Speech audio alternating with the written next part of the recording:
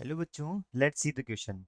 According to the principle of conservation of linear momentum, if the external force acting on the system is zero, the linear momentum of the system will remain conserved. It means if the center of mass of the system is initially at rest, it will remain at rest in the absence of external force.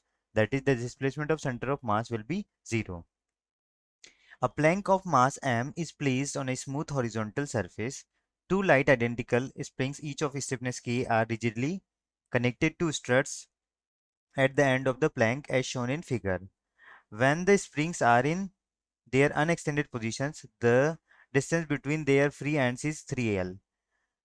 A block of mass m is placed on the plank and pressed against one of the springs so that it is compressed to L. To keep the block at rest, it is connected to the strut by the means of a light string. Initially, the system is at rest. Now the string is burnt. The maximum velocity of the plank is, तो हमको क्या है, हमको यहाँ पे एक question दिया हुआ है। क्वेश्चन में क्या दिया हुआ है, हमको पता है कि जो principle of conservation of linear momentum, उसमें क्या होता है, जब तक कोई एक्सटर्नल फोर्स नहीं लग रहा है तो लीनियर मोमेंटम क्या रहता है, हमेशा कंजर्व रहेगा। मतलब अगर पार्टिकल कोई रेस्ट में, तो वो रेस्ट में ही रहेगा, तब तक रहेगा जब तक कोई इसके ऊपर एक्सटर्नल फोर्स न लग जाए। तो अभी हमको एक प्लैंक दिया हुआ है मास m का, ठीक। तो वो प्लेस किया हुआ है कि स्मूथ हॉरिजॉन्टल सरफेस पे, इस पे दो लाइट स्प्रिंग्स बंधी हुई है, जिसका स्टिफनेस हमको दोनों का के दिया हुआ है और कनेक्टेड है वो। अभी क्या है कि जब स्प्रिंग जो अनएक्सटेंडेड पोजीशन पे होगी, तो इन दोनों के बीच का डिस्टेंस कितना दे रखा है हमको, 3L दे रखा है। अब एक ब्लॉक है जो मास m का है, वो प्लेस किया गया है किसके ऊपर, प्लैंक के ऊपर। मान लो हमने इसको यहाँ यहाँ हमने प्लेस कर दिया, ठीक है। तो क्या होगा कि इस तरह से कि प्लेस किया कि उसका जो कंप्रेशन कितना हो गया, वो L हो गया, ठीक। तो इस ब्लॉक को रेस्ट पे रखने के लिए इसको कनेक्ट किया गया एक स्टड से, एक लाइट स्ट्रिंग से, ठीक। तो यहाँ पे ये m रखा गया, ठीक। तो अभी क्या है, सिस्टम सिस्टम रेस्ट पे और स्ट्रिंग को हमने बर्न कर दिया। तो मैक्सिमम वेलोसिटी हमको फाइंड आउट करनी है, देखो। तो इसकी वेलोसिटी मान लेता हूँ v, ये ब्लॉक, इसकी वेलोसिटी क्या मान लेता हूँ, u मान लेता हूँ, ठीक है। तो जो लीनियर मोमेंटम है पूरे सिस्टम का, वो क्या रहेगा, कंजर्व रहेगा, यानी लीनियर मोमेंटम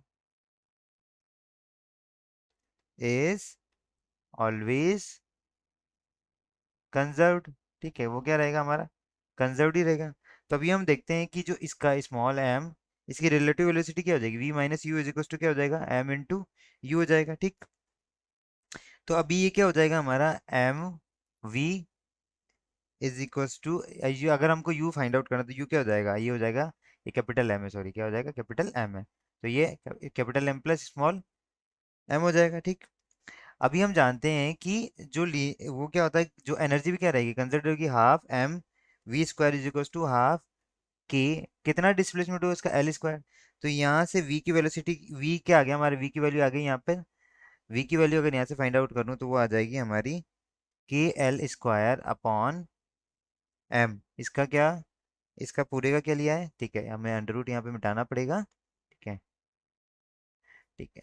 ये हमारा यहाँ पे क्या आ जाएगा, के एल स्क्वायर अपॉन एम का ये 1/2। तो v की वैल्यू आ गई हमारे पास एल अंडर रूट के बाई एम आ गई, ठीक है। ये वैल्यू को मैं यहाँ पुट कर दूंगा, ठीक। तो जो मेरा वैल्यू निकल कर आता है यहाँ से, जो यू एम आएगा या यू आएगी, ठीक है, वो उसकी वैल्यू आ जाएगी मेरे पास। इसको पुट करने पे कितना आता है, अंडर रूट के M upon capital M, M plus small M into L आ गया। तो यही क्या आ गई हमारी, इसकी मैक्सिमम वेलोसिटी आ गई प्लैंक की। तो इसके अकॉर्डिंग हमारा ऑप्शन कौन सा हो जाएगा ऑप्शन नंबर ये थर्ड हो जाएगा। ऑप्शन नंबर कौन सा हो जाएगा हमारा, थर्ड हो जाएगा। तो करेक्ट आंसर कौन सा हो गया हमारा, ऑप्शन नंबर थर्ड हो गया। I hope you understood it well. Best of luck.